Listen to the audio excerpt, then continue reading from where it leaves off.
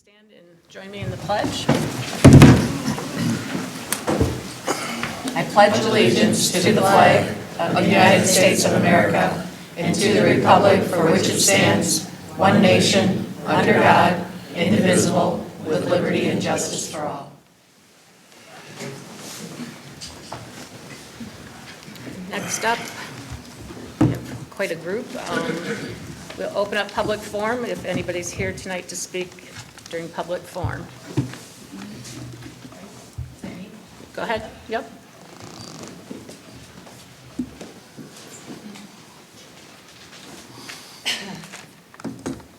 Good evening. My name is Stacy.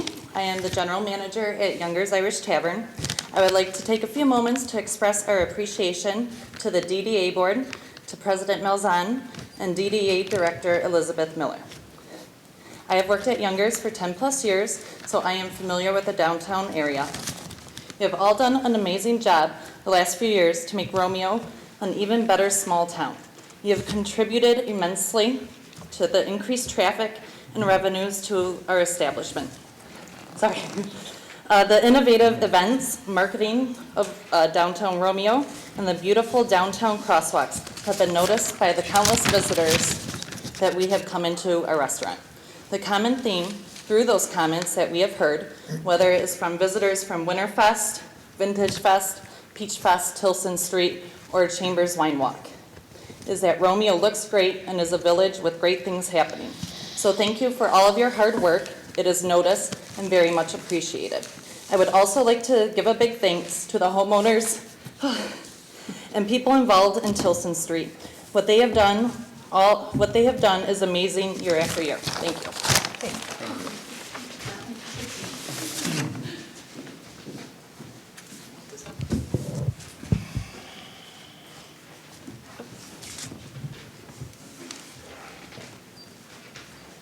Hello, I'm Danielle at 171 Tilson Street. I also want to congratulate all of you on a fantastic event this past October. Seeing all the businesses thriving downtown is really wonderful. What I've seen over the last year downtown is really impressive. You should be very proud of what you've accomplished this last year. I have many friends that own businesses downtown, and seeing the expansion and improvements in their business is a testament to the bustling downtown, so congratulations. Many of you might have heard me speak at the village meeting or heard about it afterward regarding the shuttle during Screech Fest. I just wanted to clarify and dispel some rumors that I've heard over the past couple weeks regarding that. Tilson Street does have about 32 homes, 32 different families, and 32 different opinions.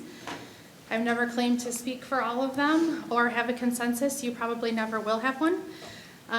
When I was asked to co-host the Facebook event for Screech Fest, I explained I didn't feel it was fair to the several residents who were unhappy with the crowds already and no longer chose to decorate.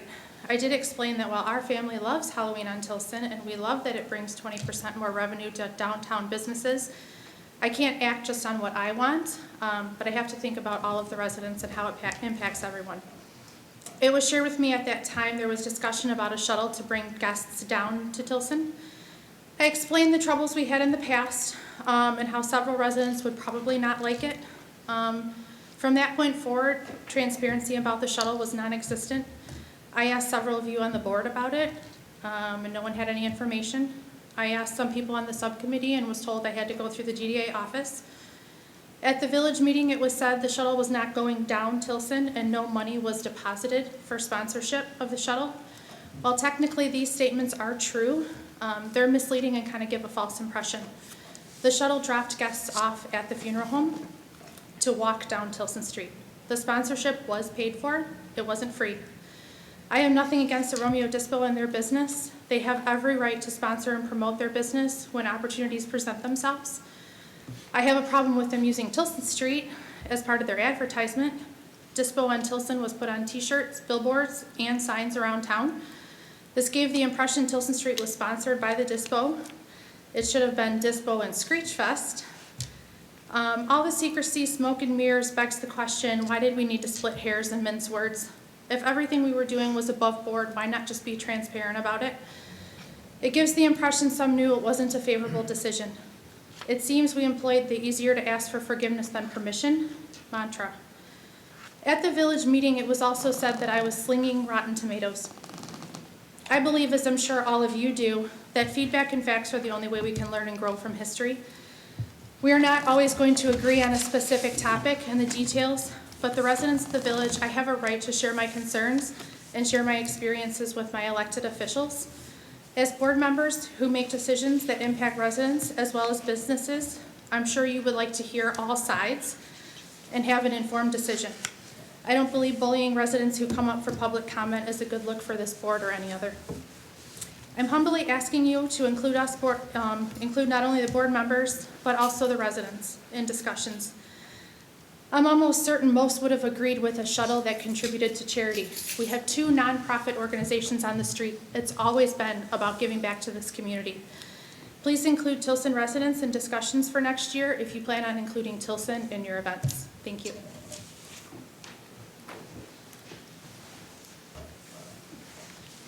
Anybody else?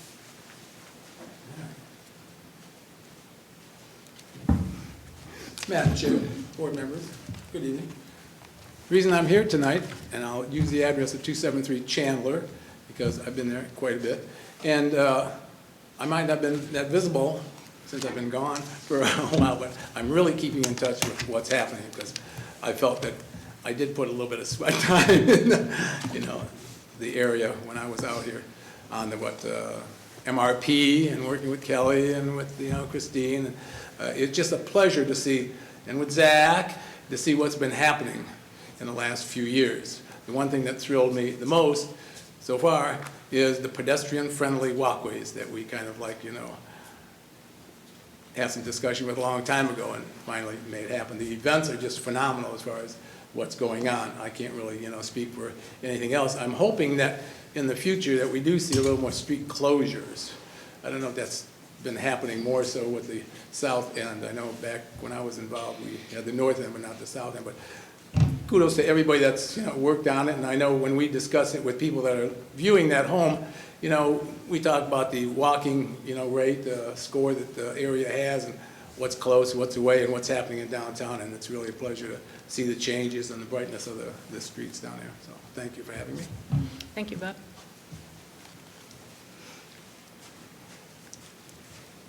Hello, everyone.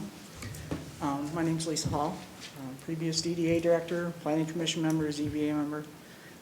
I went to a meeting last month, village meeting, to thank them for the crosswalks, to thank all of them. I wanted to come and thank all of you too, because I know all of you had a part in it. It's made things much easier for my daughter. She can get around town. I'm thankful that the park is being done because she will be able to access things in the park now much easier. And I also wanted to thank Elizabeth. When I left the position, and she can verify this, sat in the office and I told her I only ever wanted Romeo to be the best Romeo it can be. And I think she's doing a fabulous job. And all of you are doing a great job too. Thank you very much. Thank you.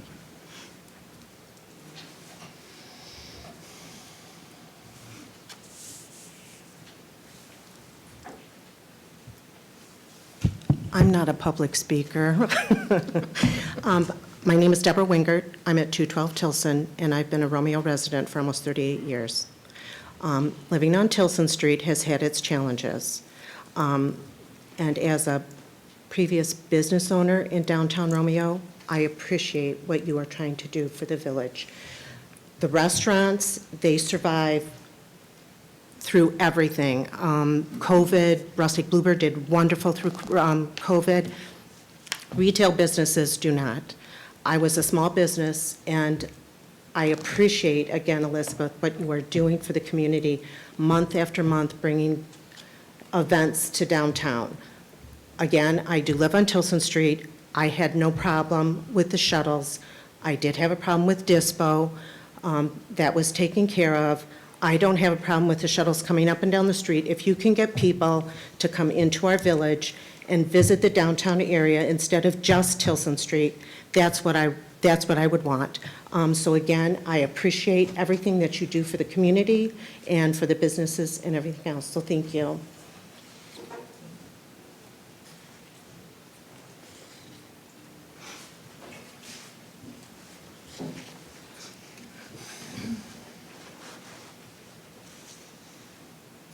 Hello, I'm Jack Kerr. I live at 147 Tilson. I too want to thank the DDA and Elizabeth Miller. I think I've never seen a lady work more harder at her job. As I get older and try to mature, I'm starting to realize things that are important, and never thought I'd take such an interest in village politics and things that go on. And as a self-employed plumbing company, I know what it's like to, your reputation, you depending on referrals and the times you struggle, and you're over, with credit problems and whatnot.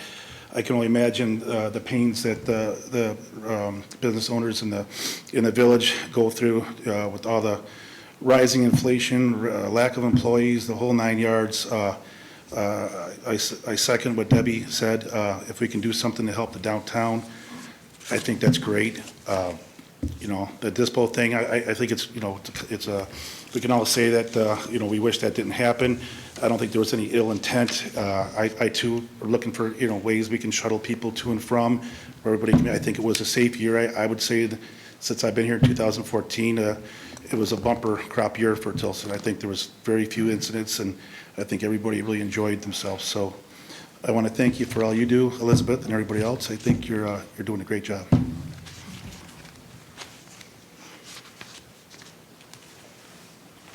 Anybody else for public forum?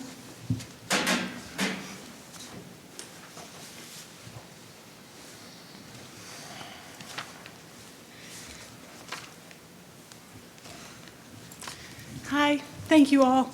I know how hard it is to do what you do. And I support all of you and everything you do. If you need anything, I'm here to help.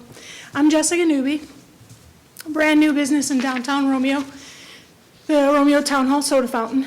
And I just want to thank you for the events so far. Helped my new business survive. The Peach Festival and the Halloween. I did not expect Halloween to be so good, but it really was. And I just want to thank everyone involved in Tilson, because they do so much.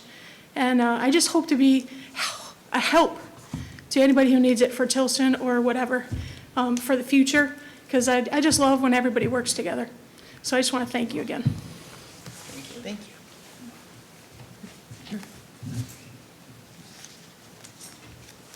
Anybody else for public forum? Okay.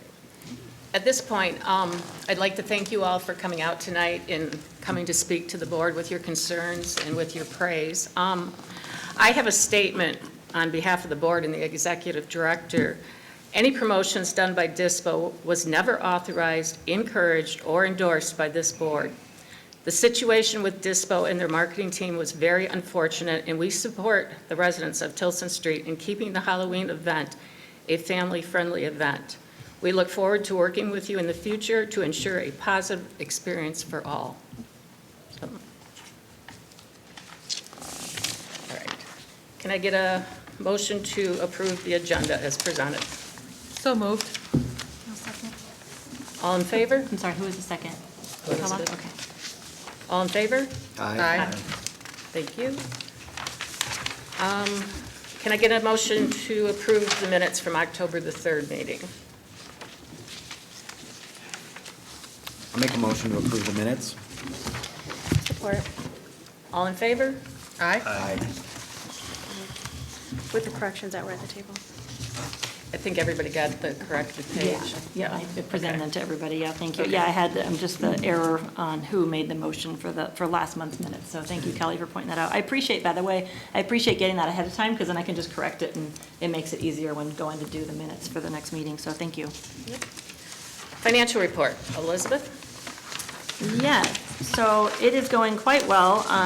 Working with Plant Moran and working with Rebecca at the office, and it is ended up the one bill is part of the bills that you'll be presented to be approving tonight is for Plant Moran. Is actually for 2 months, and it's coming in a lot, probably about half of what we were expecting it was going to cost. So happy with that as well. You can see on the first page of the finance report from Daniel at Plant Moran that we have received I think right around 134,000, no, there it is, revenue collected, 157,421.38 has come in, and we're still waiting on checks from Washington Township. So we should have all of our annual budget amount in, our revenues coming in within the next month or so. And then everything, are there any questions?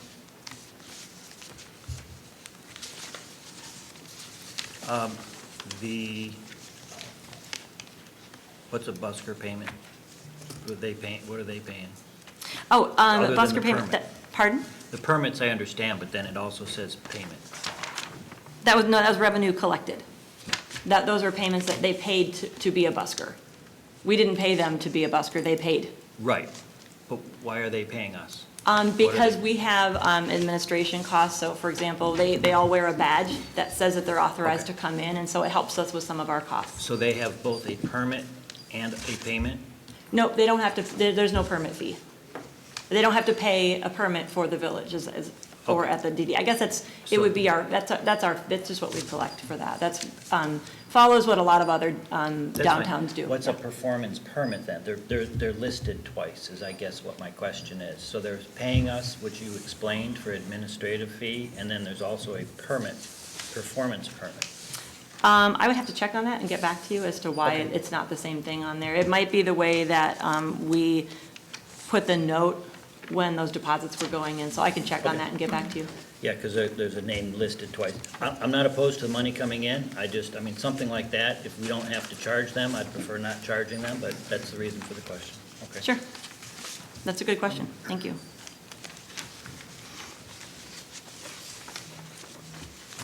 Can I get I do just want to point out, I know that it was several months ago, it was requested that the credit card statement be included, which we've done, of course, and occasionally there is a credit, and I know I had mentioned before when we had we had some yo-yos from Vintage Fest that were quite faulty, and so we ended up getting a refund on those, able to return that. We have that with something else that we had ordered from, for Oktoberfest, and so you'll be seeing a credit on that for on next month's bills. Part of today's bills, which you don't see them because you don't see, I mean, if anybody wanted to see the receipts, they're here.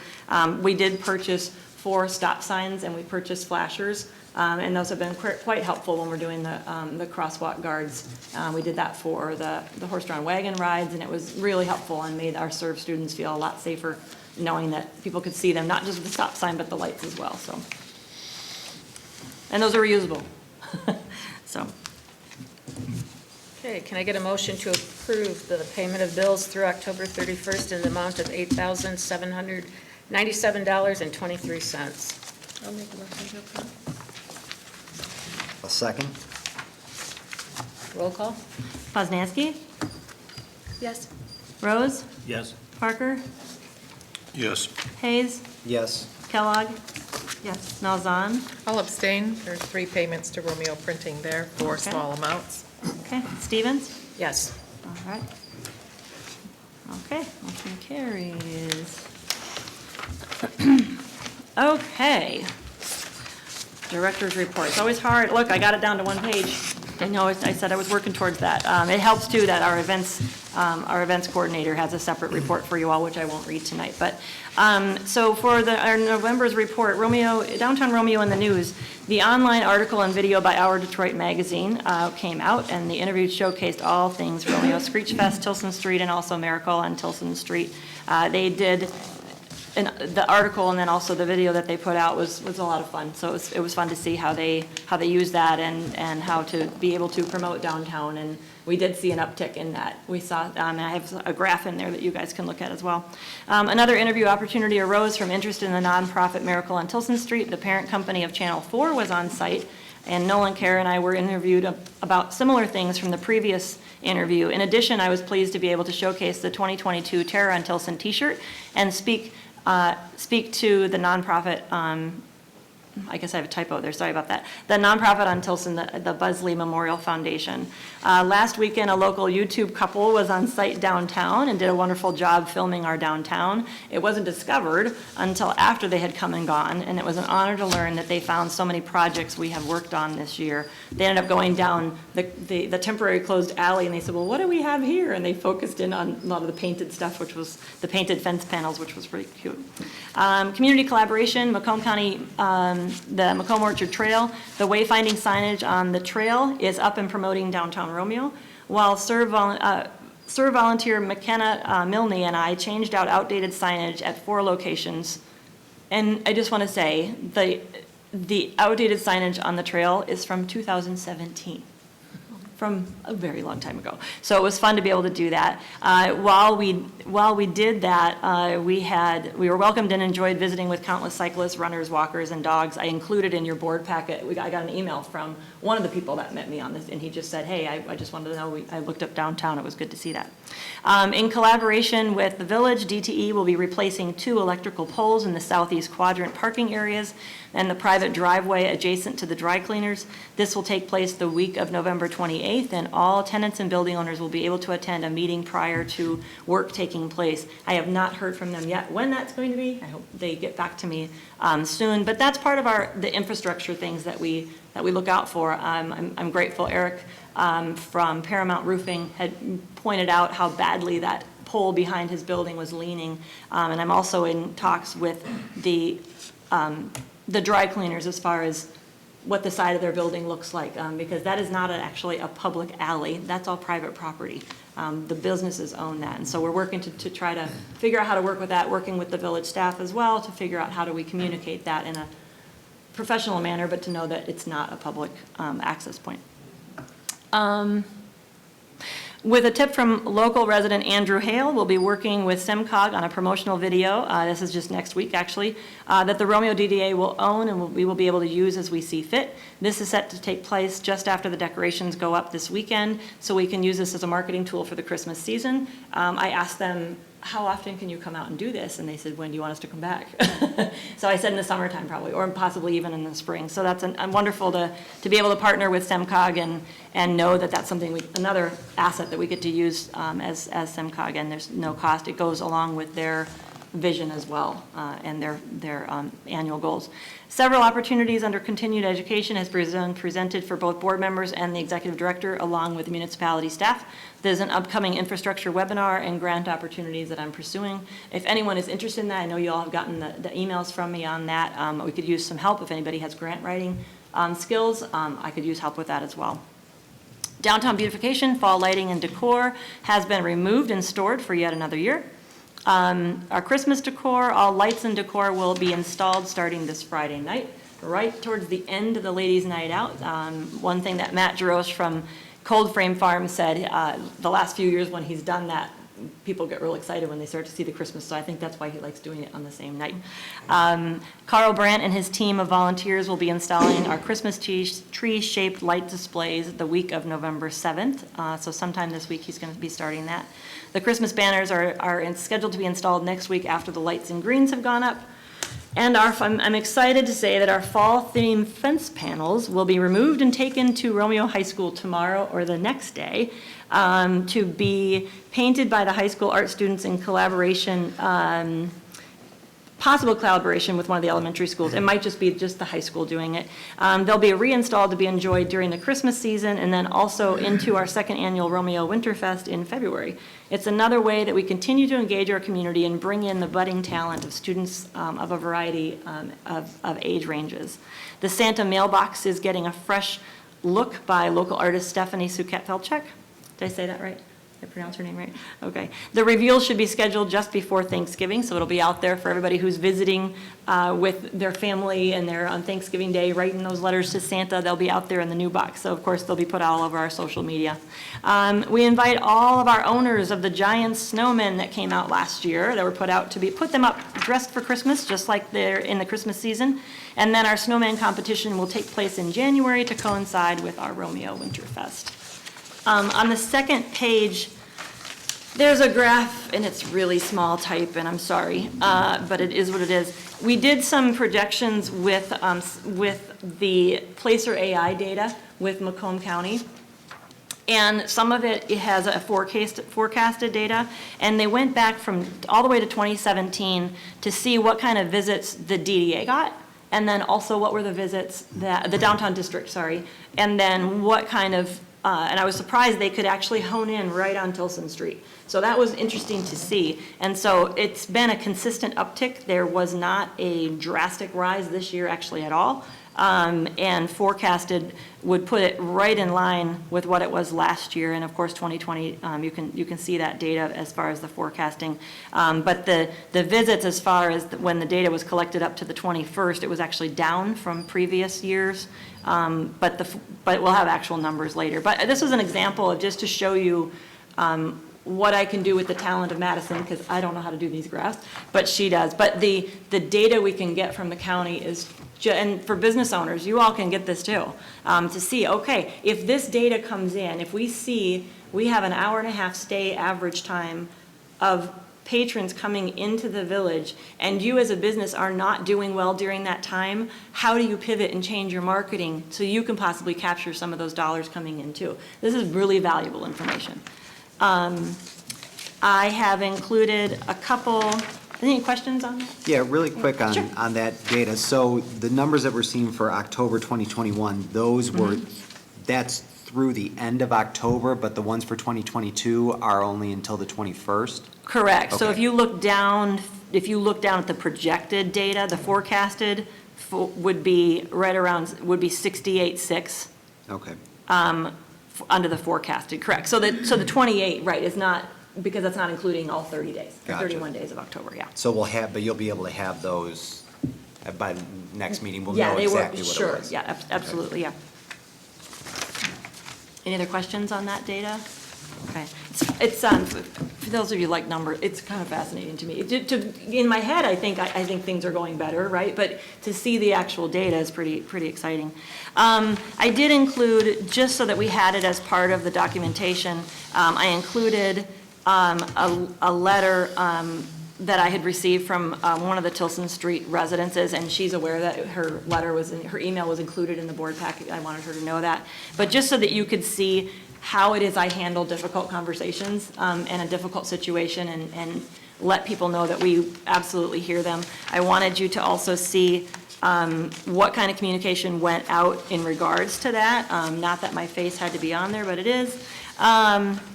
So in reference to that, I think it's prudent to say that, you know, we did go door to door and just delivered a piece of half sheet of paper, cardstock, to each resident. And President Malzahn, I thank you and your staff, the police department, the DPW, for extending the cleanup times from DPW, and then also the police presence during that time. Then you also see a letter it's a photocopy because somebody sent me a picture of it, of the apology letter that came from DISPO.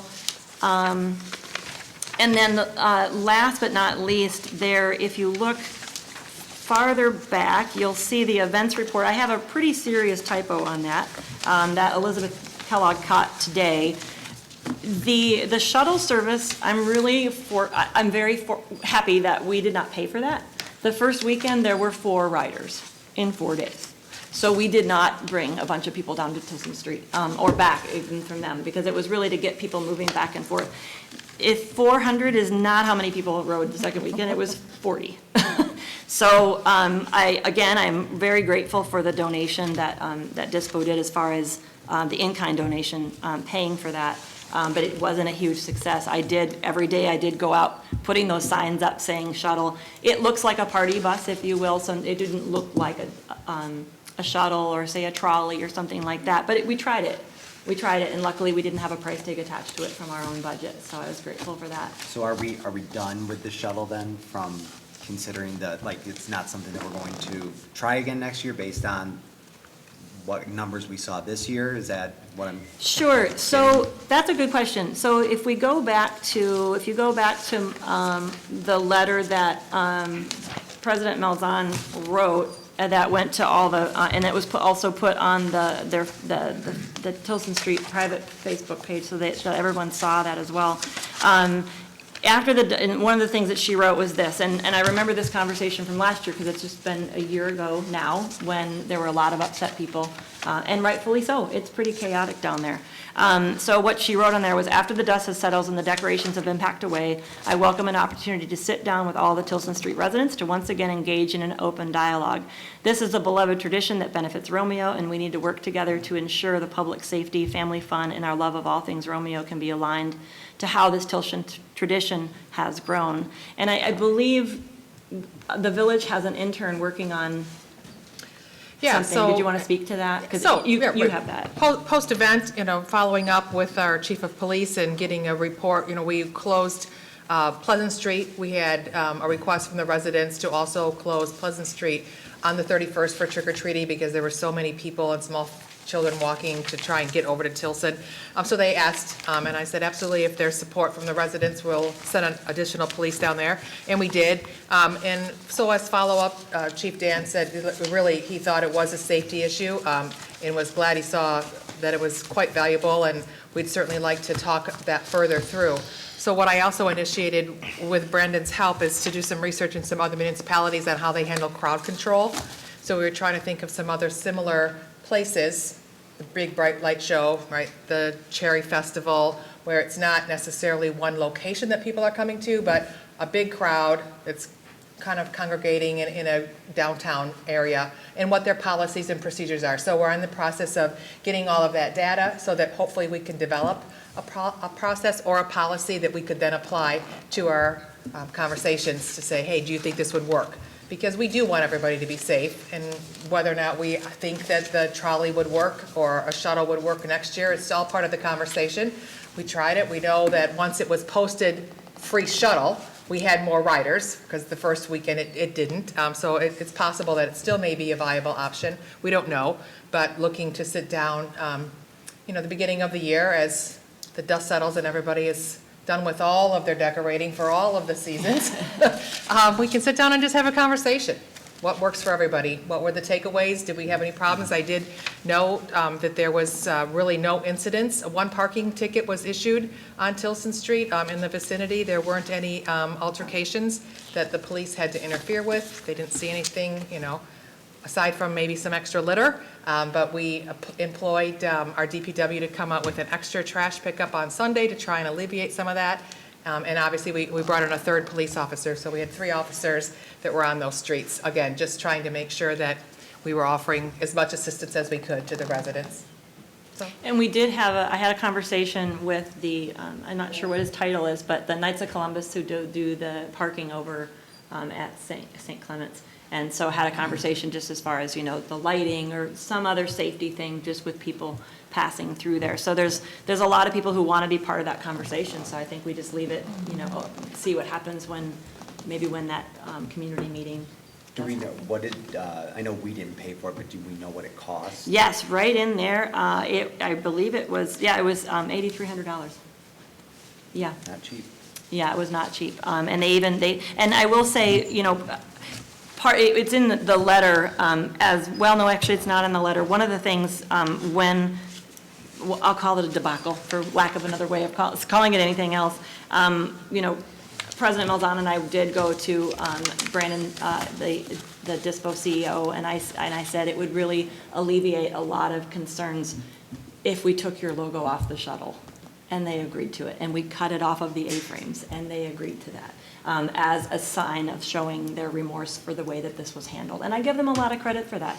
They paid a lot of money, not just for the shuttle, other parts that had nothing to do with us, but I appreciate that. And I appreciate a business when I agree, I did the same thing. You make a mistake, own it, and then hopefully learn from it and move on. So I think that probably had something to do with it. I suppose if they had been advertising it, it probably would have got more usage, but I'm happy to see that it was pretty much the traffic, based on the projections, is pretty much what it's been, consistent with other years. So does that help answer that? Mm-hmm. Okay. And the cost for everything for the whole entire month of Screech Fest was just over $1,000, and a lot of those materials are reusable. So I'm very happy with that. You can also see we had almost just under 200 hours, volunteer hours, and this does not include the serve hours that were used around Tilson, Benjamin, Pleasant and Croswell, where they went and did trash pickup as well. So it's not included in that. Also, as part of the director's report, you'll see that I have a draft of the events calendar. I would encourage any board member who has any, just as always, you're always invited to our events committee meetings on Thursdays at 9, as is anyone here, at 10 o'clock. I won't be doing that at 9, it'll be at 10. You'll see in blue, I have an interest, and there's an interest in having music in the park for a music series, possibly an 8-week series, maybe 10. There are many musicians who are very interested in having music downtown, outside, every week. Wednesdays has been brought up, so that's an idea. We could possibly, I know one of our board members likes the idea of a pet parade, so we'll see if maybe we can do that. Possibly a farmer's market in August. And then next year, there's not time for it now, but maybe do some more Christmas events next year. So I encourage you, if you have thoughts, please bring them to myself. Kelly is always is usually at our events committee meetings. Please let us know that. And then I do have one I should just quickly mention, because I sure. forgot to mention it to you as I was out engaging with some of the residents. She wants to bring an Indian encampment, because we used to be called Indian Village, and really to sort of celebrate that heritage. Her son is involved at one of the local colleges, and thought that might be a great, unique sort of thing that we could focus on. So I told her that I would mention it to you and give you some more directions of what house to go knock on the door. But great. she'd love to organize it and put it on, so that's even better. Okay. Right? How can you say no to that? That's Right. awesome. Okay. And I'm wondering if we couldn't get some events that address some of our places downtown that aren't necessarily come and buy businesses. We do have a few places for rent right now. Some sort of event, I've seen it in Mount Clemens, where they get together, everybody that has places for rent or for sale, and you have a night where everybody's open and you get people to walk through. So just something else that might not be for our come and buy right now.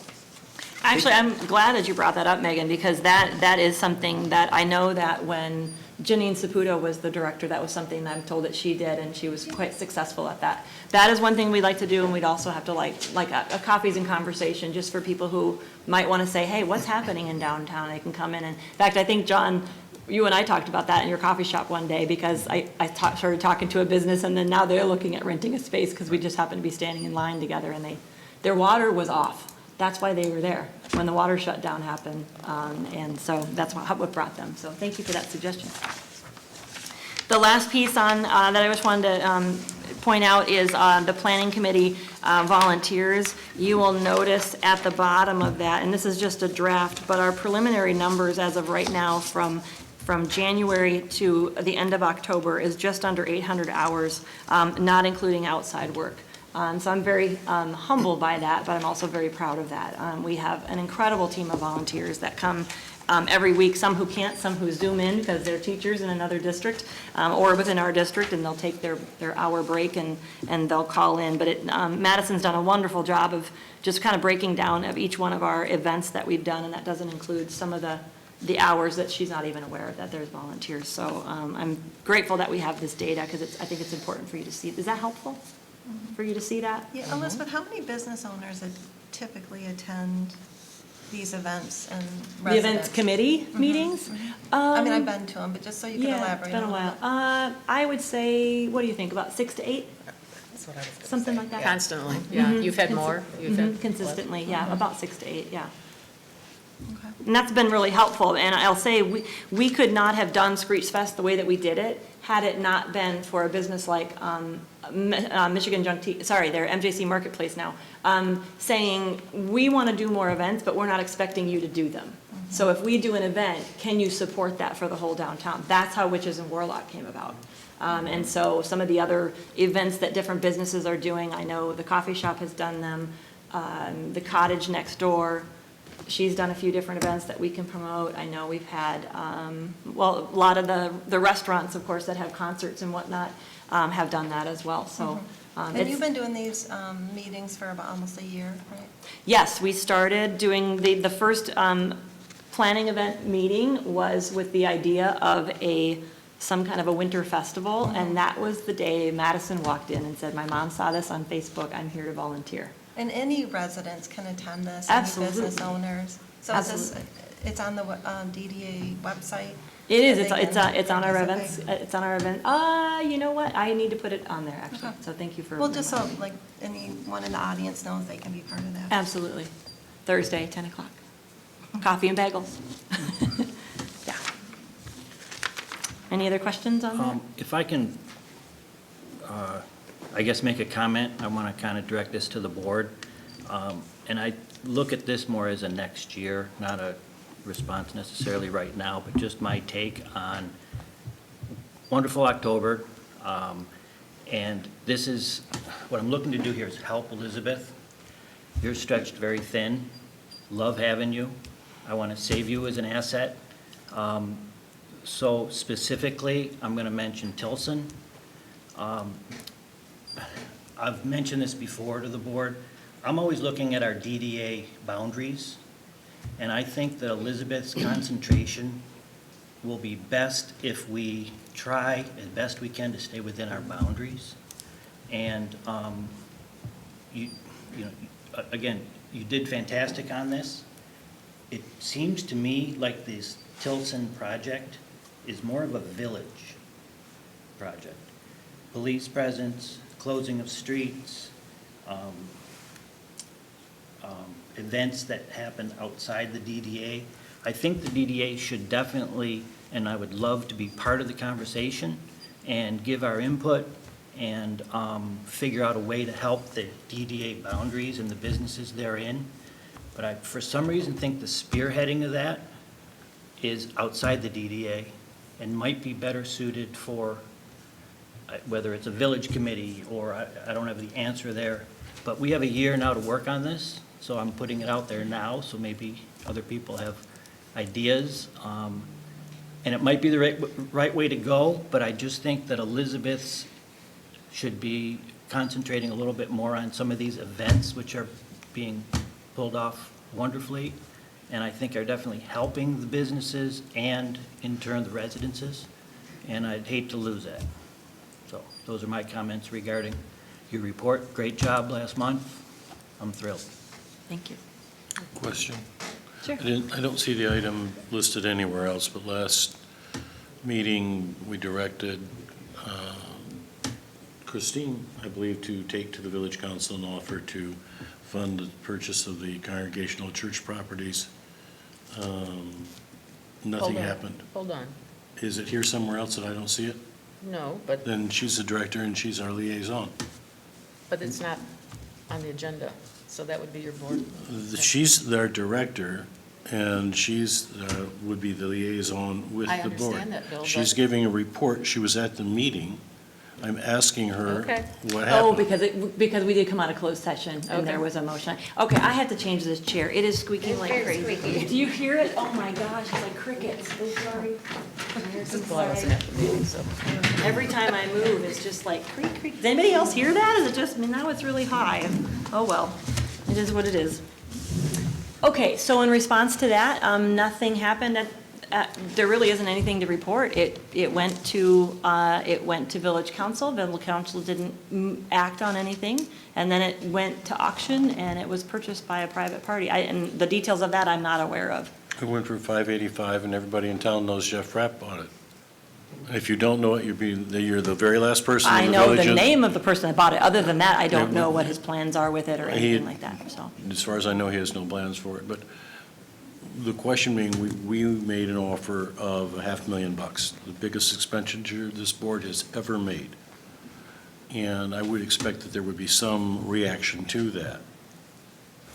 So I will And you have say, not followed up on it? if I have direction from the board, and it would be best working with the village president on this, and so considering the current situation, what tomorrow is and whatnot, it wouldn't be prudent to have those conversations prior to, after tomorrow. So it- It'd we. be prudent to know what happened. Sure. That our offer, and we knew it was time-sensitive, we discussed how utterly time-sensitive it was, and I'm expecting you to have followed up on that to find out why or what happened. I did. I was in closed session at village council. Of course, I can't speak to what was talked about in that, but they came out of closed session and no board action was taken.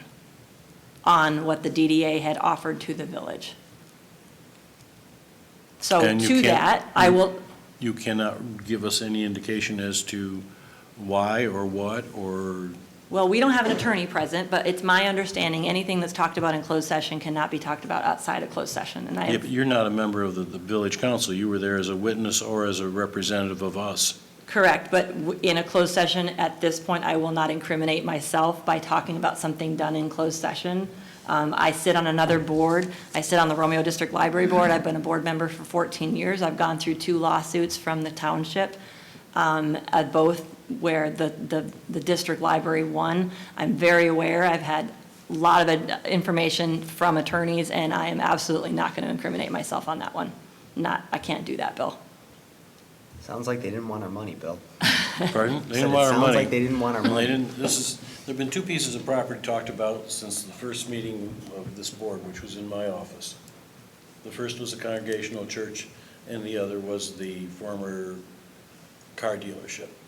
For 30, 40 years, we've been trying to pursue that property, or talked about it. Comes for sale, and we don't even make an offer on it. So- I don't understand that. So, Bill, I'm just your director.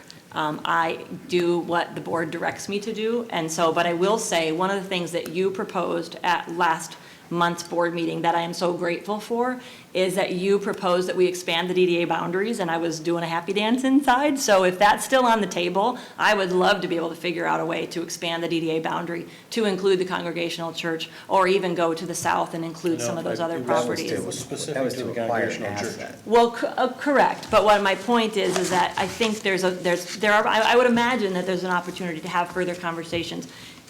For me to speak to that in my director's report, that's out of my wheelhouse and it's out of my lane, so I want to make sure to stay where my lane is on that one. And I'm sorry if that doesn't make you happy, but I can't speak to that which I'm not allowed to or feel legally appropriate to speak to. The expansion was strictly for the Congregational Church in that it would then be available for us to spend money there. So There was perhaps. no intention in any shape, manner, or form, period, to expand the boundaries, excepting those properties. Okay. So let's not have any confusion about that. Understood. Okay. Understood. So perhaps the best thing to do would perhaps go before village council at their next meeting and ask them why they didn't come out of closed session with some decision. That's that board's responsibility, not. Like Zach said, I don't think they really wanted to get engaged in We that. did indeed have a closed session. We did indeed. I passed all of your information and what this board asked me to present to village council. And coming out of closed session, they chose not to take any action. That's all I can tell you. If the board directs me to get legal counsel on that, I would be happy to pursue that, as far as talking No, about as that. a but- DDA director, and what is probably the biggest project we have proposed in the last 20 years, maybe 30 years, and to not even get a response in any shape, manner, or form, I have a really difficult time with that. To not get a response from me? Yes. I think he's saying to be updated at the next regular meeting with the result of an action that we took, the fact that there's no follow-up or no, like, hey, this is what you proposed last month. The fact that you went to the meeting and were there as witness or as a presenter, at the I very apologize for minimum, missing as a that. very minimum, that was probably, in my view, the single most important thing you've done in the last month, and yet it was not included in part of your report. I would be happy to include a summary in next month's board packet. Would that suffice? So we have it on record. I'd be happy to do that. Terrific. Okay.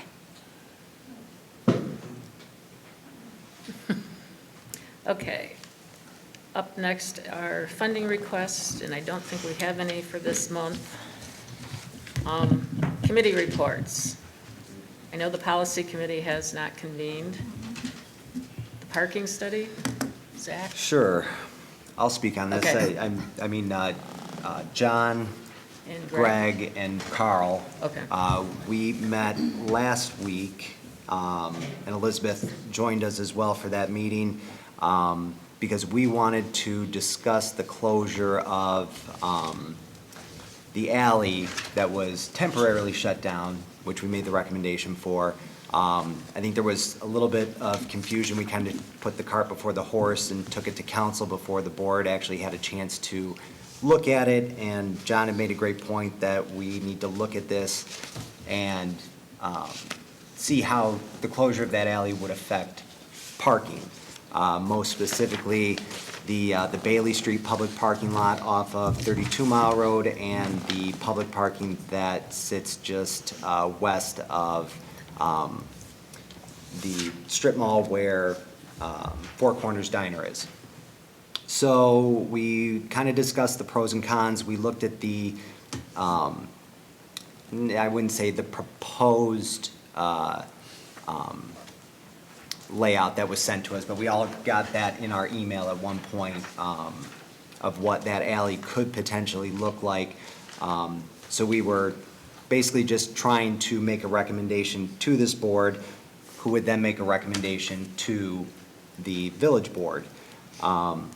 And we kind of came to the consensus that what would potentially be there, the continuation of the green space from the new village park to where everything's at by Buscemi's and MJC, that it would probably, the pros of closing that alley permanently to build off of that area would be a net positive for the downtown, with the, I'm looking for the right word, Caveat.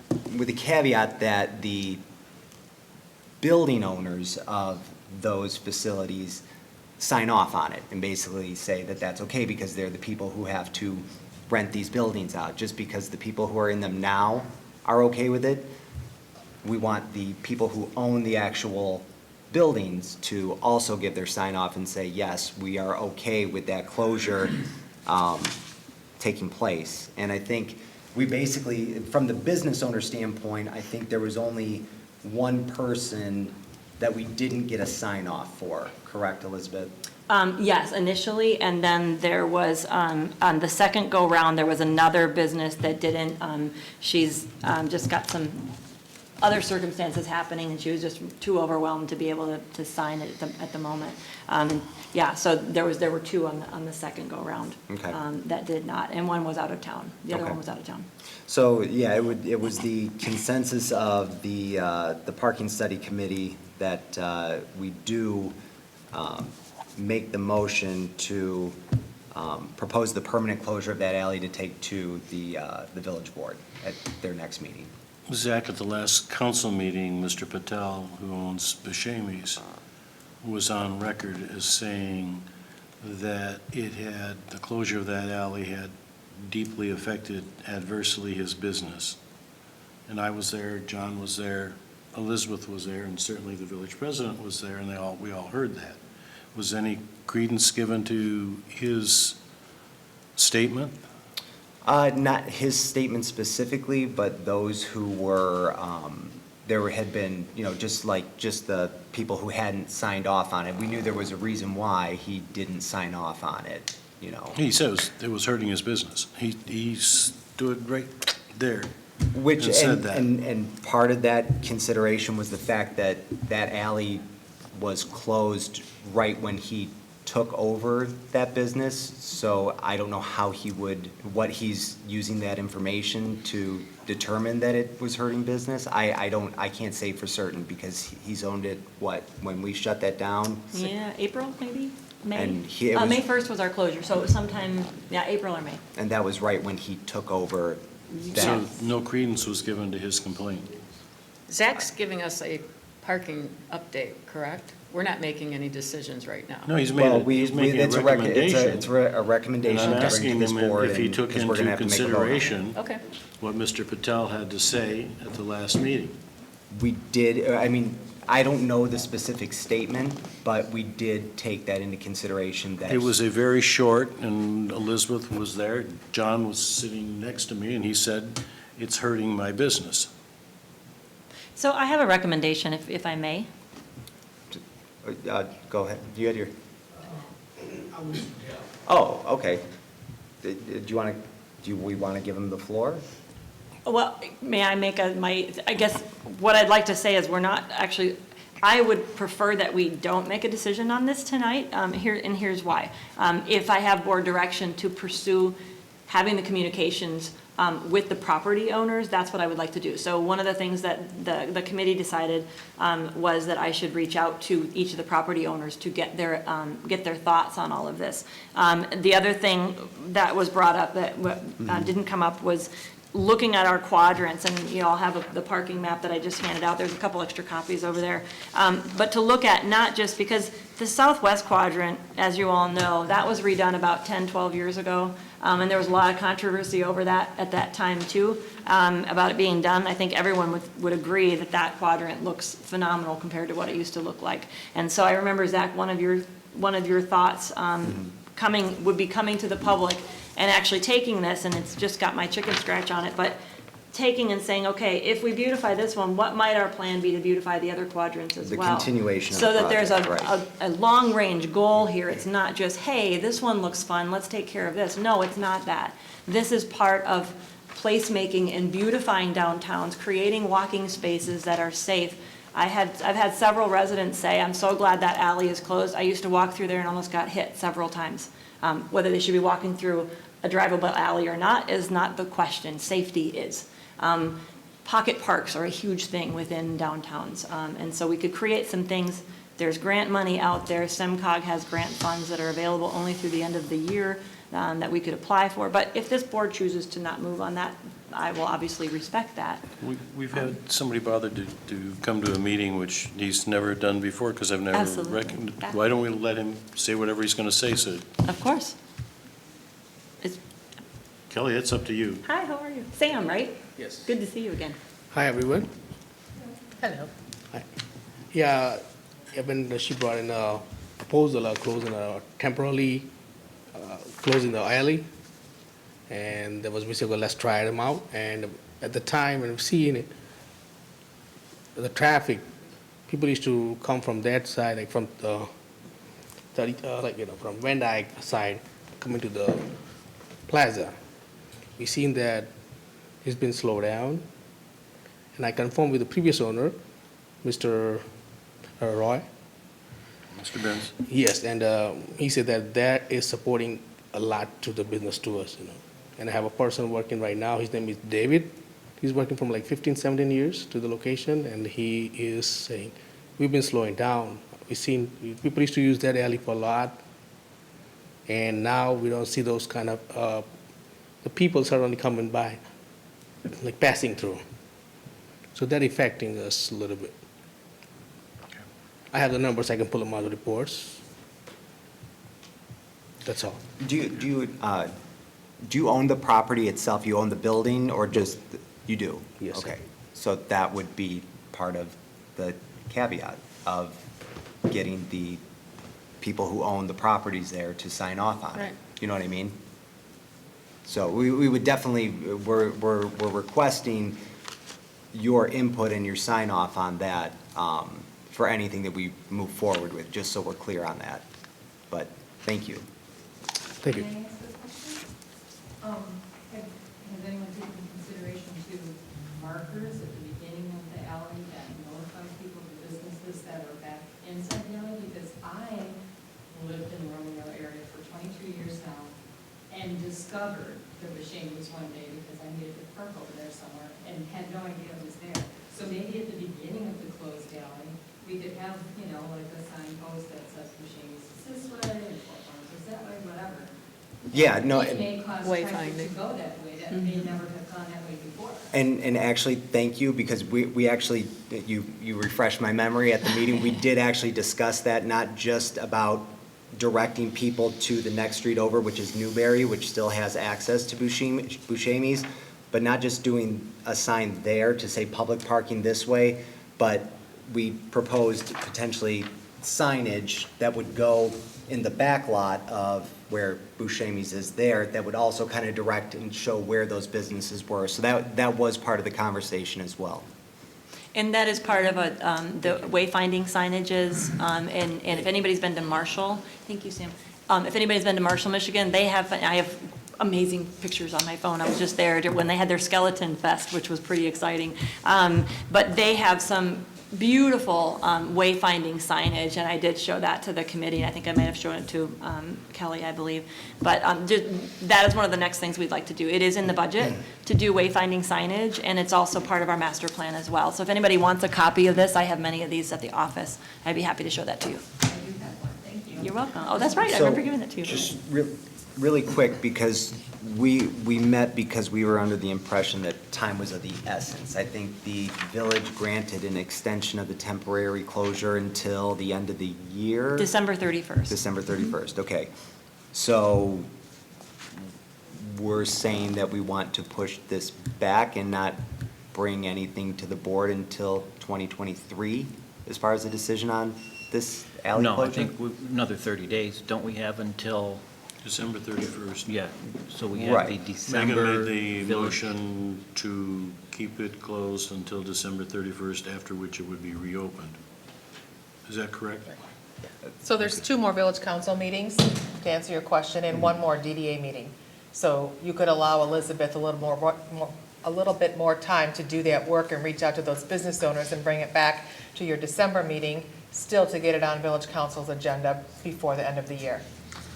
I would make one other comment, and that's on your map here, you're indicating that that property is publicly owned. It is not. We've talked about this hundreds of times. It's not my map. Okay, well, Elizabeth, It was, no, this is not a permanent map, and this isn't on our website. Just Absolutely. again, for the record, Yeah. a good substantial, probably a third of that property is privately owned and is allowed to be used as public parking. Okay. And you should note that, just so that no one's making a claim that, well, gee, we own it. No, you don't. Absolutely. Okay. Okay, thank you, Zach. Yep. So on to unfinished business, the Marketplace alleyway. I guess we just talked about it. Well, I know, but I think, want you to go out and talk to these building owners in that vicinity and come back with a report for December's meeting. Okay. And then we can or vote on it as a board to send it to the council. One other thing I think I would like to do is to be able to, if I'm able to meet with you, I would love to be able to see what their numbers were from 21 to 22, just to do the comparisons, so that we actually have obviously that they can choose to do or not do that. Proprietary information. Absolutely, but to have that conversation, if they would want to have that conversation or And we all know not. that they bought the business in April, Absolutely. so they would not have those numbers available to you. From last year. Right. Jessica? My experience would be wise to check with a lawyer, check with the engineering people who developed the roads, why they put that in there, and the history around that, before you actually jump into confirming something. Do some more due diligence. I don't mind the idea myself, it's not up to me, but also, in my understanding, I thought any businesses or properties within 300 feet might need to be notified with a public hearing, just to get everybody on the same page. That would be if we were vacating the alley, but we're not. We're just closing it to vehicular traffic. So we're not vacating the alley, we're just keeping it as green space. So I think there would be the difference in process as far as the public hearing and what we were doing. And if I'm not Closing it mistaken- keeping it pedestrian only versus vacating it, which would give the property to all of the adjoining property owners. We literally would say, we don't own it anymore, and MJC and Pit Stop and whoever else touched would actually readjust their property lines, and it would become, MJC and Pit Stop. would come to them. Well, I didn't know how far back we're going, but yeah. That's where it goes. So you have done due diligence with lawyers and checking with maybe Yes. road commissions, things like that? I believe we have a letter of recommendation from the road commission We to actually do. close that. Yeah, we have a sign off from our fire chief. There's been no issues with the closure since May 1st. In addition, so there was an email that was presented to village council, and the board got all this via email as a PDF. And we also have a letter of support from Vicki Rowinski, who is the director of the Macomb County Planning and Economic Development, in addition to JP Rea, who spoke regarding the Ford plant, if anybody was here for that board meeting for Village Council. And they recommend that it's closed. Main Street, they do not like to see these egresses open right off of Main Streets because, not to be confused with your coffee shop, John. But it slows traffic down when someone's making a really sharp turn in such a short space. And so there's only one other short alley. I thought that they all were closed off on our Main Street, but there's actually one little alley right next to Little Caesar. That's the only other alley on our actual Main Street. And there is a 2-page letter from the city of Alma, Michigan. They have, I believe, I have it in my notes, but I believe there were 9 alleys that they have total. Only 2 of them are open. They're about to close their second one, and the other 7 were closed in 1975. And so even those are not all developed, but there's a lot of walking space. And so it's actually made their downtown much more walkable and a little bit safer because of that. And so their city planner I met when I was at a training session last month in September, sorry, with Madison. It was very insightful. It was interesting to see that. And great, being a business owner, if I was impacted like that, it would be great to have some effort to have extra signage directing people. It's hard enough in downtown to get parking for customers to get in your door for traffic. So any help, I would encourage you to work with the business owners. Thank you. Yeah, absolutely. In Romeo, these alleys have been closed one at a time as adjacent property owners have requested it. The Allwards alley was fought over for probably 40 years. Christ, Kelly, how many people? The closures of alleys in Romeo have been bitterly fought about, as every time one's been attempted. And the property owners adjacent on either side, the north and the south side, are both very supportive of this. MJC Marketplace has not seen a downturn in their business and their parkings directly. They were the most affected, and the Romeo Pit Stop as well. So I understand that unquestionably, but it's the only place in town where you've got a business sitting behind Main Street whose primary, or what appears to be primary ingress and egress, is that alley. Ace Hardware. When I was a kid, there was a series of buildings there. They were all torn down in order to build that gas station. That was an incredibly bitter fight in this town. The creation of the original historic district comes out of that fight. If you've got a business owner here sitting here saying, "You're hurting my business," apparently we're going to discuss it again in a month or 2. So can I clarify, we're going to discuss with building owners, correct? Correct. Whether it's Yes. a second conversation if we've already had one, but Absolutely, correct. and then some of those businesses don't own the buildings. We're going to have a discussion with them as well. Property again? owners and business owners, correct. So both? Correct. The building or property owner and another conversation with the businesses? Yes, that's what Correct? the committee Is that what we're? decided upon. The shopping Okay. center is And owned, then Roy still if- owns that, so. Correct. You would have to also, if you need his cell number, I've got it, but. Oh, yeah, and I have the GIS data from the county as well. So, but yeah, the cell phone number would be handy, thank you. If I may make one more request, and this is to help me out, can I join you? Absolutely. I'd like to join you in. Only if you bring coffee. We'll see what we can do about that. Okay. So keep me updated of your schedule when that is, and I'll Will do do. everything I can to have mine as well. Will do. Okay. New business. Our 2023 streetscape floral RFP. And it's my understanding Tom Jusko could not be here tonight, correct? Correct. They received their huge shipment of all of their Christmas product, and they are just going 24/7 practically over there. But I did review the background information for There's a lot of people here. So for those of you who may or may not know, the floral bids for downtown have to be done. We tried to do them last month, but the bids that came in were quite high, and so I was commissioned. So let me just read the background. At last month's board meeting, I was directed to reach out to the bidders to see if we could get a price adjustment and a price per planter to see if reducing the number of planters could save us a substantial amount of money. All bids submitted would have been over budget from previous years by over $20,000. One bidder reduced his rates, one declined. Our water maintenance bidder decided to bid on parts 2, 3A, and 4 after further conversations and clarity of scope of work. All bidders have been invited to tonight's board meeting. Due to the retirement of our current contractor and extensive research and conversations with over 15 growers, these conversations, by the way, started in July, I am pleased to present a new way of beautifying our downtown, not only for the summer months, but also additionally to include fall beautification of mums in every planter. I have met with both the recommended grower and our current watering maintenance team, and all are in agreement that this arrangement can be beneficial to all parties. Part 1 of the RFP, request for proposal, for those who may not know what that means, includes the growing of all plants in containers as outlined in the RFP. You all have had copies of that via email. I have a couple copies with me if you need to look at that. In addition, Jusco's would provide fall mums for all 138 planters that include the 40 wraparound planters and the 98 hanging baskets. But in order to accommodate this type of exchange in the fall, we would need an extra set of liners. This purchase request is addressed in the next agenda item. Jusco's is interested in placing a bid for the 23 winter season and include the same planters to create a winter Christmas decor for all 138 planters.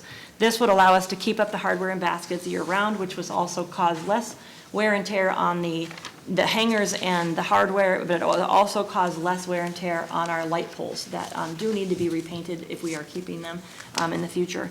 All formalities of the bidding process have been followed in accordance with the original RFP. Criteria for evaluating the proposal and the DDA's rights regarding all bids, see page 6 that I've included for your reference. In summary, the total amount of $38,050 is $797 higher than the 3-year contract annual price that goes back to 2019. Keep in mind that this does include fall mums in all 138 hangers and hanging and wraparound planters that were not included in previous contracts. If you notice on the spreadsheet that I included, the bids that you saw last month that did not include anything for fall would have been $56,735 annually. With this work and with working with Tom Jusco from Jusco's of Richmond, like I said, the total amount would be $38,050, and so it'd be a $798 increase. I know the board in the past, in the last year, has talked about the desire to look at, could we keep the hanging baskets in place during the winter? So if we trade them out and get new liners, the summer liners would then come out. I know this is details you need to hear, so that's why, is that okay that I'm explaining this? Mm-hmm. Otherwise, Tom would be doing it if he was here, but he's not here. The summer liners would come out. They would be emptied. They would all be taken care of by Sean McManus, who is doing an LLC under Vans Valley Watering. And I've spoken with Ron White, and he's willing to take all of that material and have it out at his site. So actually, that's going to save us a little money as well. And then those liners would then be brought out to Jusco's and be filled with Christmas items to then be swapped out once the fall months come down.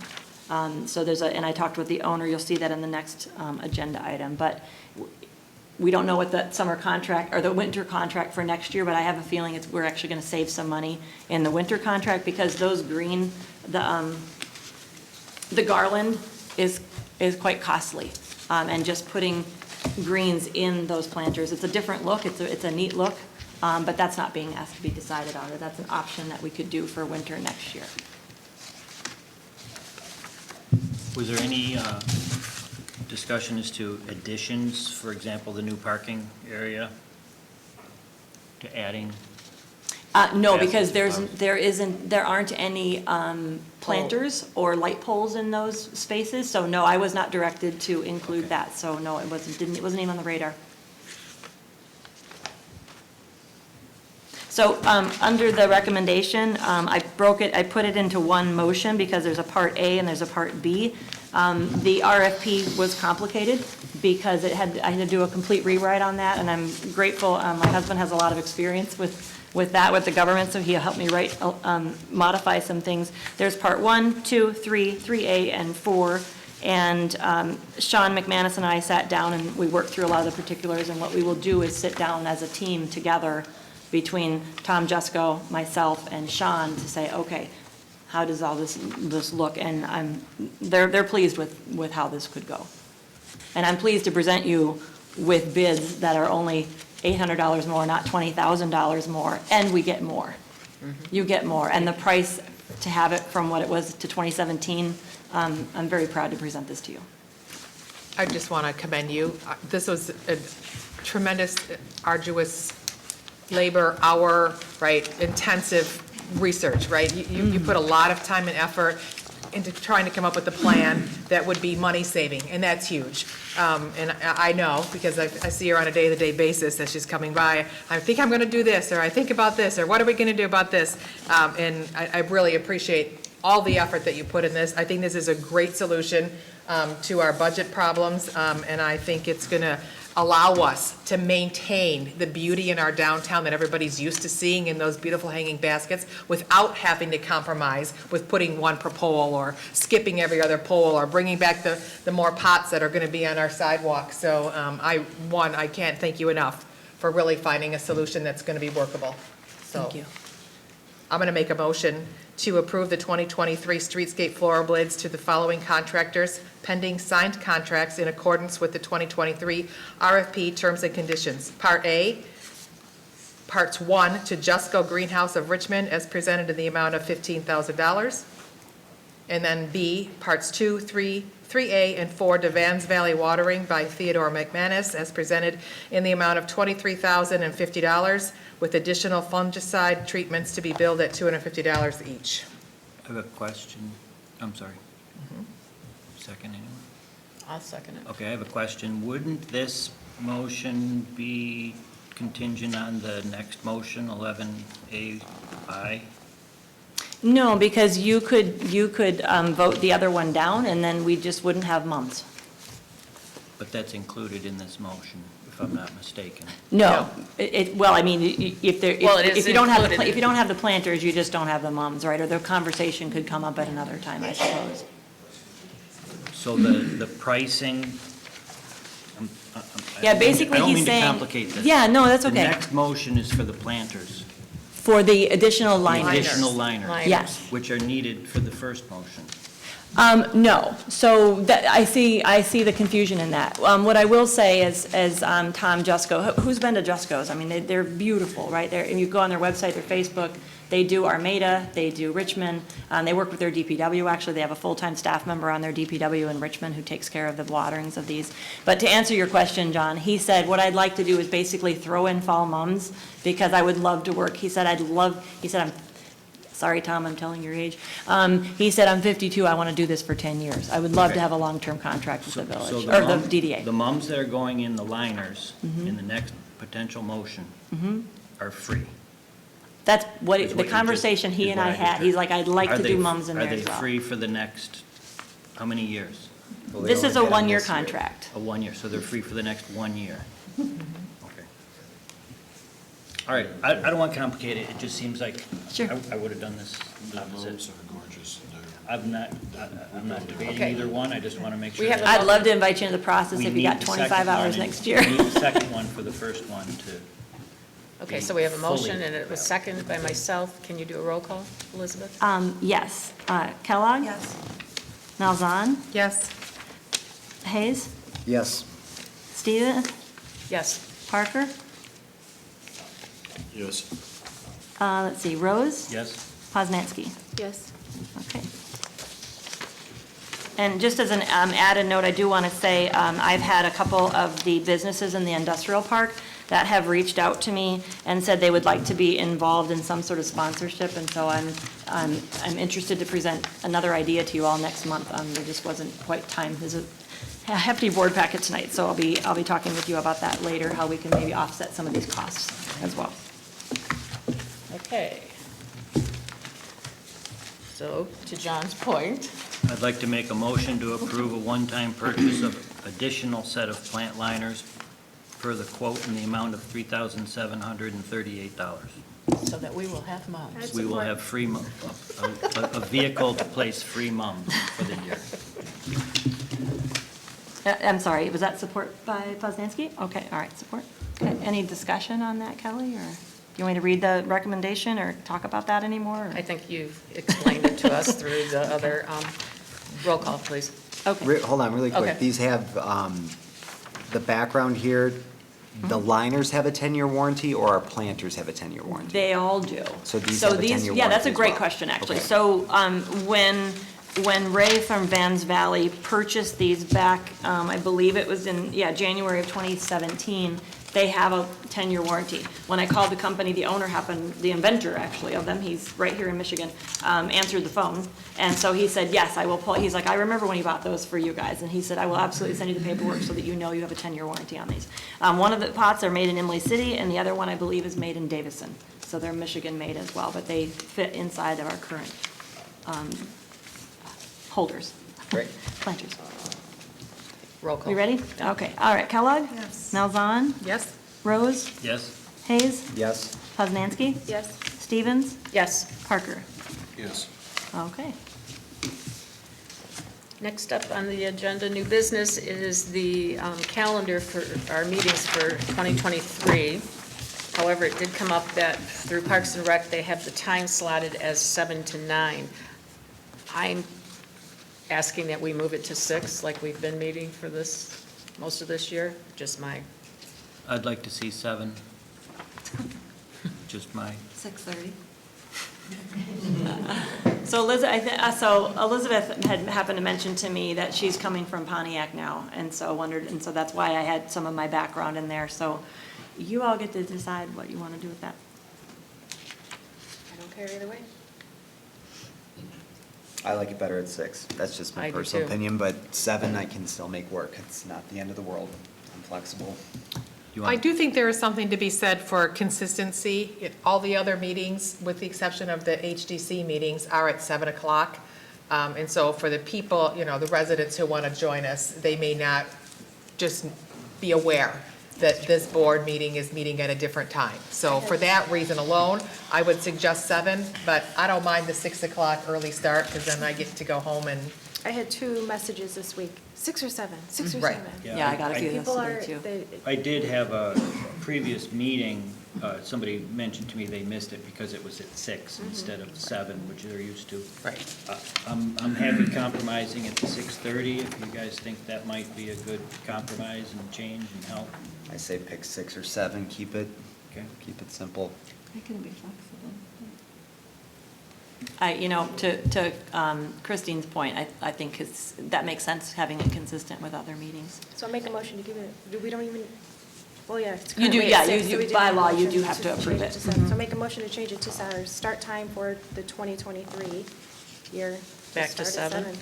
So do you want to just keep the recommended motion that was there, because it does say 7 on there? Yeah, motion to approve the 20, and you guys all see there are 2 dates that are not the first, yeah, I know. There are 2 dates on our calendar next year that are not the first Monday, Yeah. which would be January's meeting and then July's meeting. So Megan, can your motion be what the motion to approve the 2023 meeting calendar as If presented? that would be easier for you. Okay. Yep. I'll second it.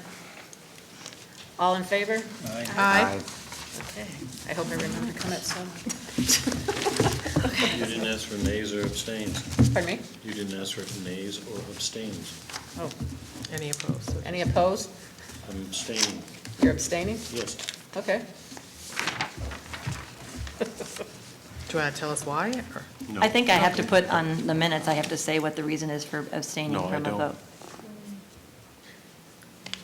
Okay. Okay. All right. Okay. All right. Your role, Bill. Okay. On to Locks Cleaners parking lot. Do you want to give the background on this, Elizabeth? Sure, I'd be happy to. So last winter, the new building owner property owner for Locks Cleaners and also the old Romeo Observer building, he is planning on developing that space, but it's not going to happen prior to spring. And last year, we tried to talk about it as a new DDA director. Nothing happened with that, but he ropes it off, so nobody can park in there, but then people do anyway, and it's just a sheet of ice. It becomes a disaster. He doesn't want to, have to plow it and whatnot. So we were looking at some of his potential plans for that space and say, would you be open to having that be, I'll just read my background.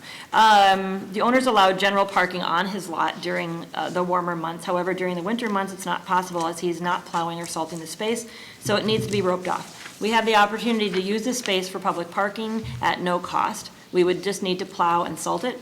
A memorandum of understanding would be established before any services would be rendered. Prior to the board meeting, I have sought a quote from our DPW for the same services, and they are considering whether or not they want to do that or not, so I have not heard back from them prior to the board meeting. We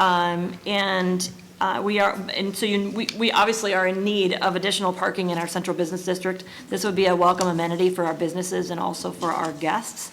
A few questions did arise, so Elizabeth, thank you for calling me and asking those questions.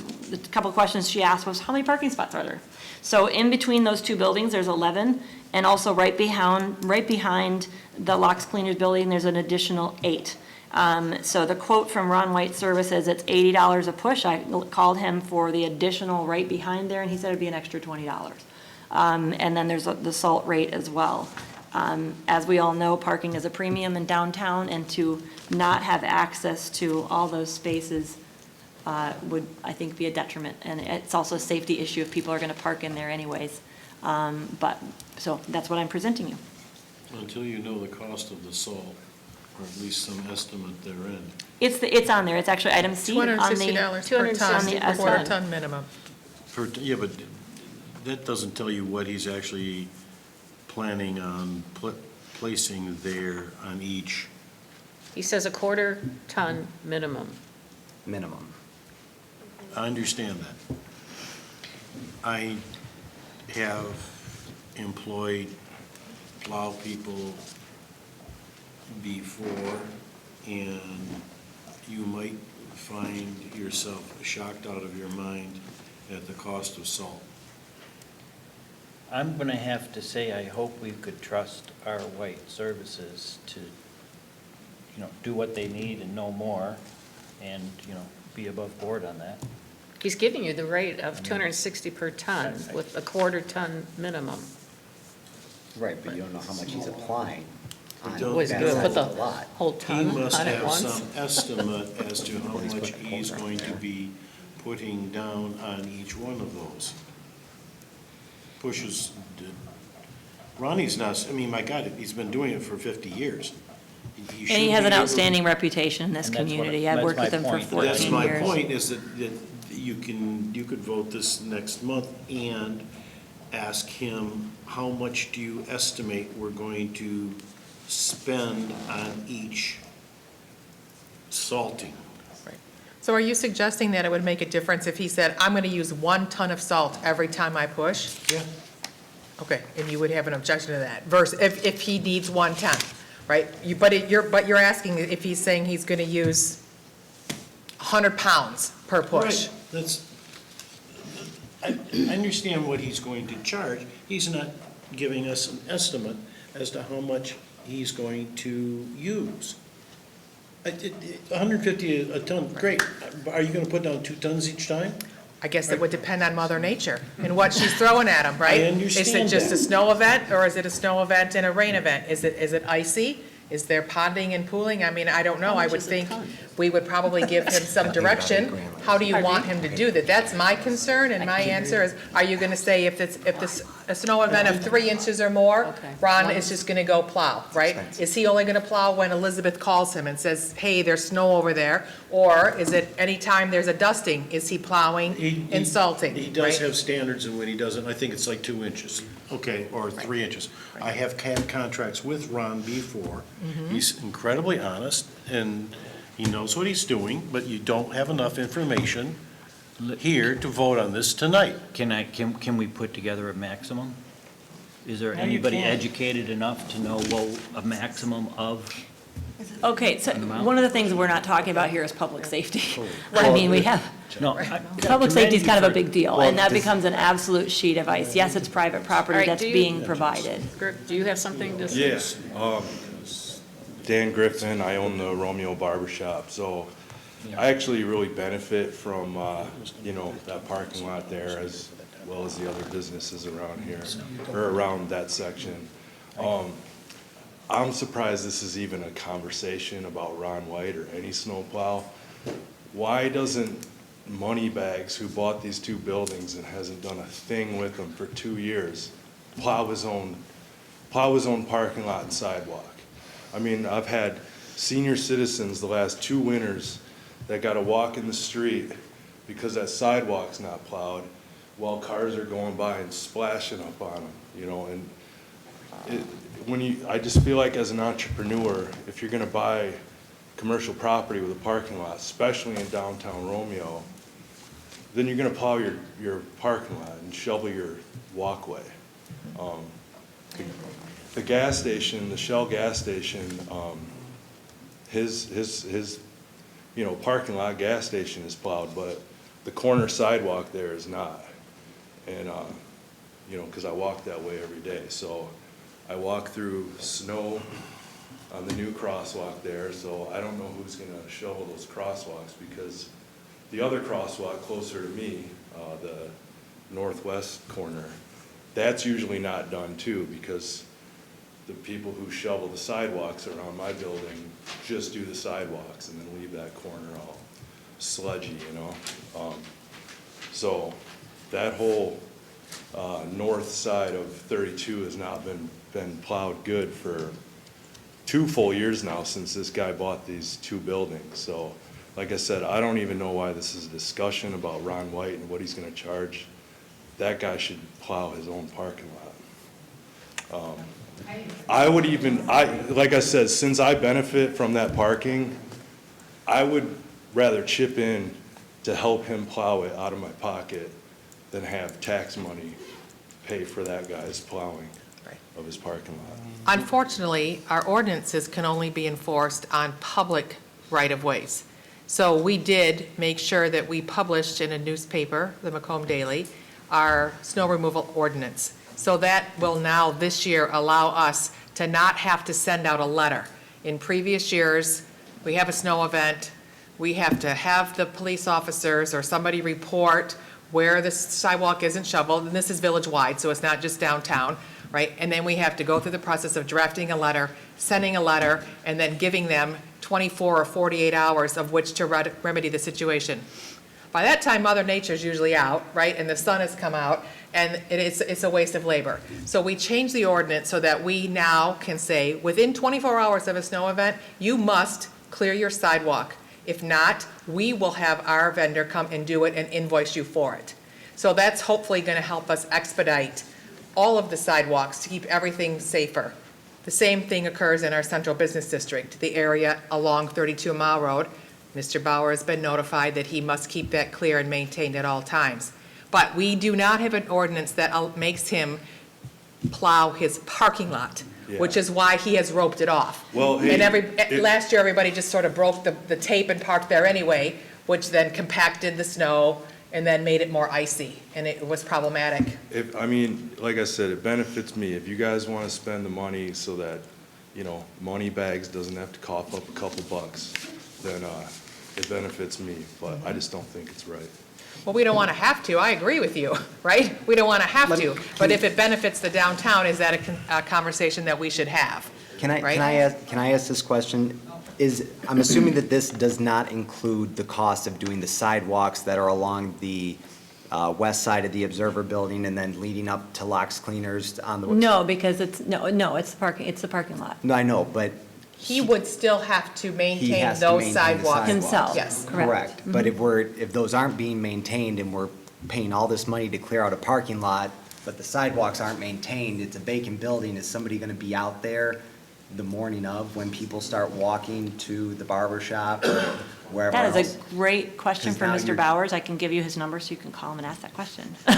This don't know the This is answer. proposed to us Yeah. now, I'm not, it's not, it's, we need and we've had this conversation on the board before about how can the DDA plow the sidewalks for the entire business owners, because I'm one of those people who's in an unfortunate situation where the two businesses next to me aren't Right. there. So I either only shovel my area, or I have to go shovel all the way down, on the side of the building there, past the cafe, because nobody else is there right now. I think that to just key in on one person's parking lot and have taxpayer dollars go to maintain that, I'm not in favor of that. What's our liability on this? That's a great question. I have a call into our insurance agency, and they weren't able to get back to me prior to the board meeting. But I so. also, we have several people on this board that own their own properties. We all take care of our own parking lots, right? Are we proposing this as a DDA because it's sitting there just to have that open for? Because it's a temporary solution to include additional Have you had a parking. conversation with Mr. Bowers on what he would be willing to pay towards that?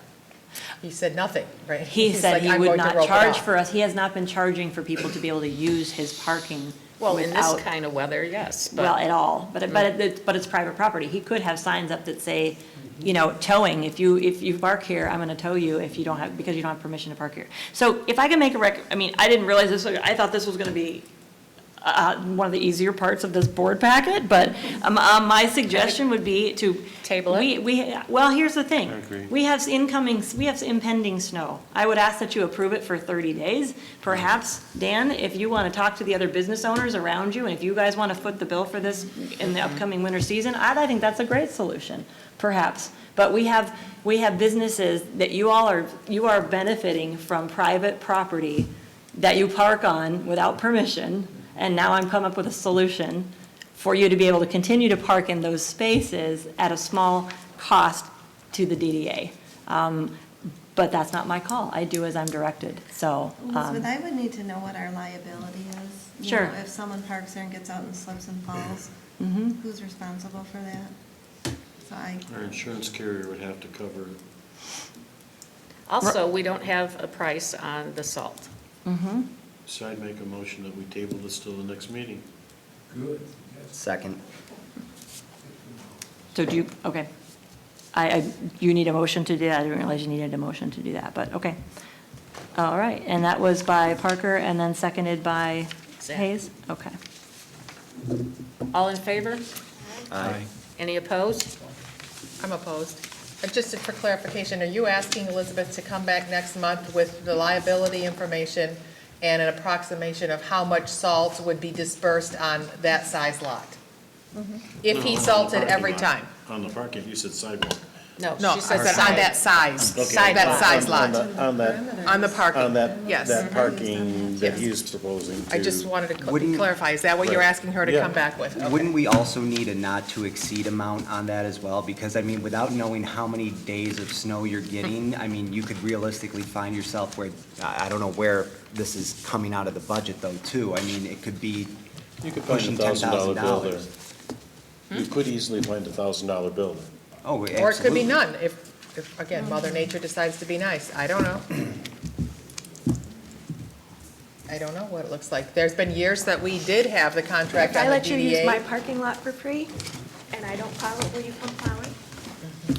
That's not a motion on the table. That's not- I did want to thank you for your creativity in that. Obviously, that's a direct benefit to me, that parking lot, and last year was definitely a big old mess, so I appreciate that. We do need to be careful of setting a precedent too, though, so let's see what else, I guess, you come forward with at the next meeting.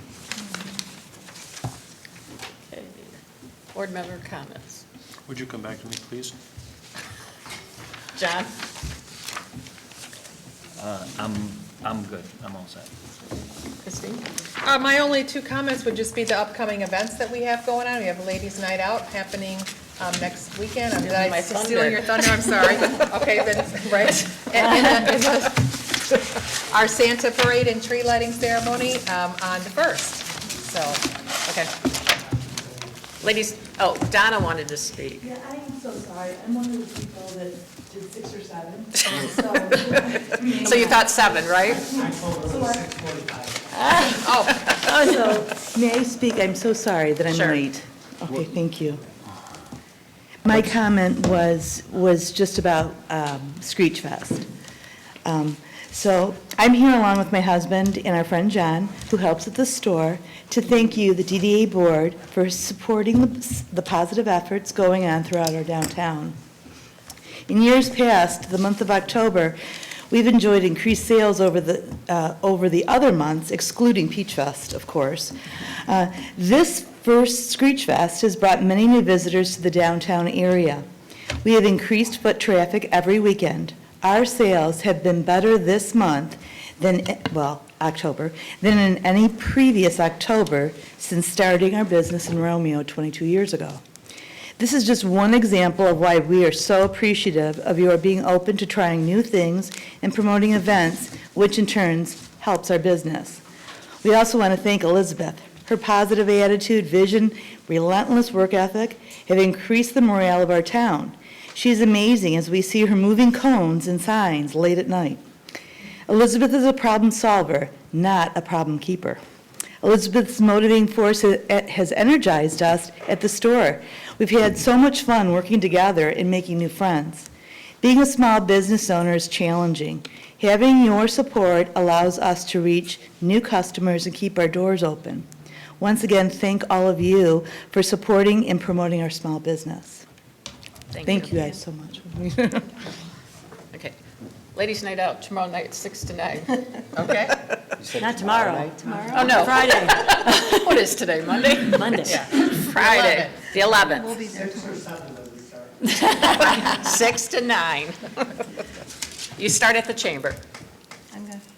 Got nothing. Okay, well, You didn't, you Bill? gotta circle back. This is my last meeting here.